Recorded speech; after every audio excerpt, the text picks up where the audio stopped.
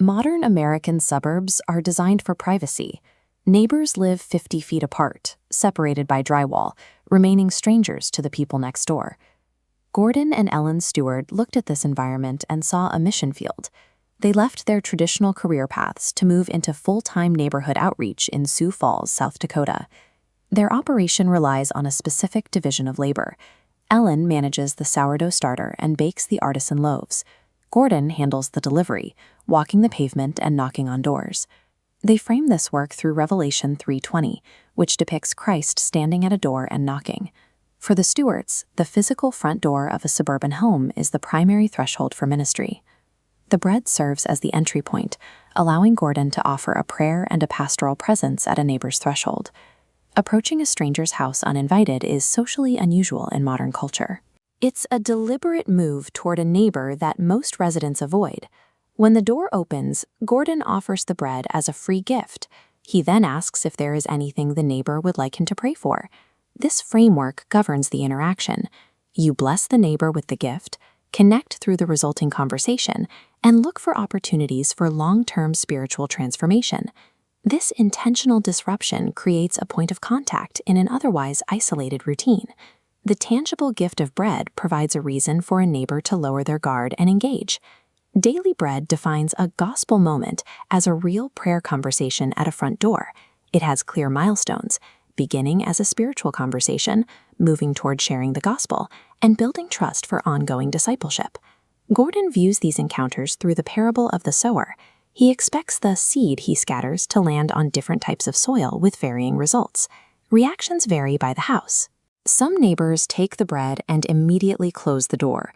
Others pause and speak openly about deep personal struggles or family crises. Gordon focuses on the act of scattering the seed. He views the eventual harvest as a matter of God's timing, not his own. Because there is no requirement for an immediate conversion, Gordon can focus entirely on the person standing in front of him. Maintaining this volume of outreach requires a significant commitment of time and production. Looking at the current logistics, Gordon spends 25 hours a week at doors. This pace results in nearly 2,500 gospel moments per year, putting the operational cost at approximately $30 per moment. To grow, the stewards need to bypass the physical limits of their home kitchen. The Phase 2 plan requires a second stove and access to a commercial or church kitchen. Moving into Phase 2 increases Gordon's capacity to 40 hours a week, raising the annual total to over 3,700 gospel moments. This improves efficiency, dropping the cost to $20 per moment with no additional monthly funding needed. Upgrading the local infrastructure allows the ministry to reach a larger percentage of the neighborhood.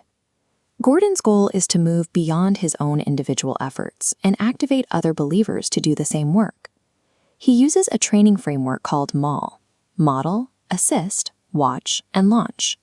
He demonstrates the interaction, walks with the trainee, observes them leading, and then releases them to work independently. This pipeline currently trains an average of 4 new missionaries every month who take this model into their own communities. This structure follows the pattern in Luke 10, where 72 followers were sent ahead to visit houses and offer peace to their neighbors. The church hub model allows for broader reach. When 3 partner churches use their own kitchens, they can facilitate over 6,000 conversations a year without increasing the central ministry's costs. Gordon's vision is for the neighbor receiving the bread to eventually become the person delivering it to the next street over. A simple loaf of bread and an open door provide a way to reach a city, one household at a time.